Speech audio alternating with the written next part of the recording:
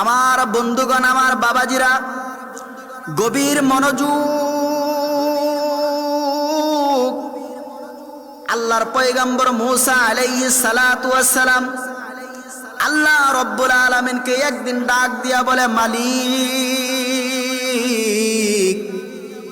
আপনি যখন আপনার কোনো বান্দার উপরে সন্তুষ্ট হয়ে যান, আপনি যখন আপনার কোনো বান্দার উপরে রাজি হয়ে যান, খুশি হয়ে যান, কোনো বান্দার উপরে রাজি হয়ে যাওয়ার পর, খুশি হয়ে যাওয়ার পর আপনি ওই বান্দার উপরে সর্বপ্রথম কোন নিয়ামত নাজিল করেন?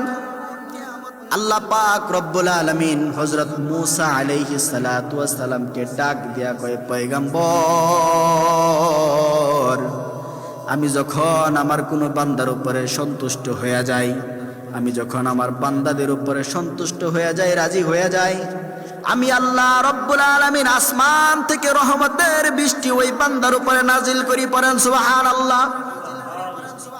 হযরত মূসা আলাইহিস সালাতু ওয়াস সালাম আবার আল্লাহ রব্বুল আলামিনকে ডাক দিয়া কয়, মালিক, আপনি যখন কোনো বান্দার উপরে এর চাইতে বেশি সন্তুষ্ট হয়ে যান, তখন আপনি বান্দার উপরে কোন নিয়ামত নাজিল করেন?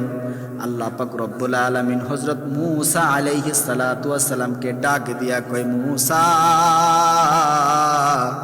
আমি যখন আমার বান্দার উপরে এর চাইতে বেশি সন্তুষ্ট হয়ে যাই, আমি ওই বান্দার ঘরে মেহমান পাঠাই। সুবহানাল্লাহ।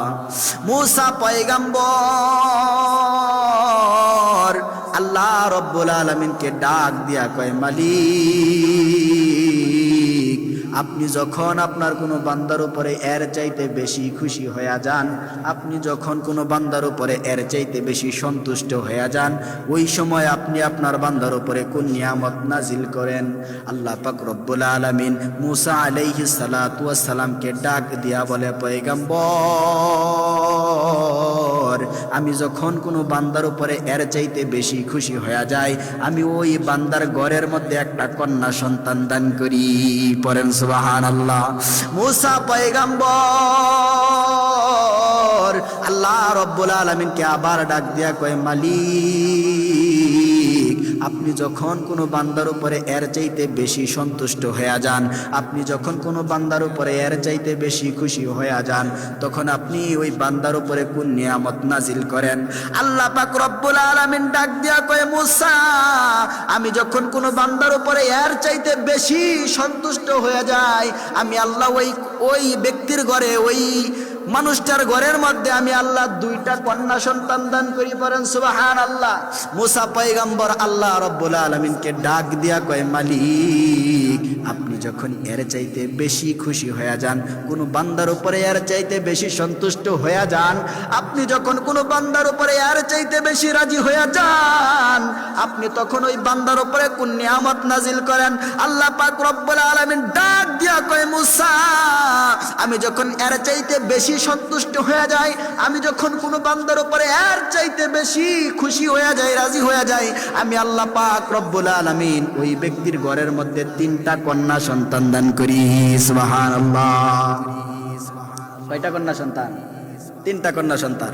মুসলিম শরীফের 3535 নম্বর হাদিস, নবীজি সাল্লাল্লাহু আলাইহি ওয়াসাল্লাম বলেন, যেই ব্যক্তিকে আল্লাহ তাআলা একটা কন্যা সন্তান দান করে, ওই ব্যক্তির একটা জান্নাত ওয়াজিব হয়ে যায়। বলেন সুবহানাল্লাহ।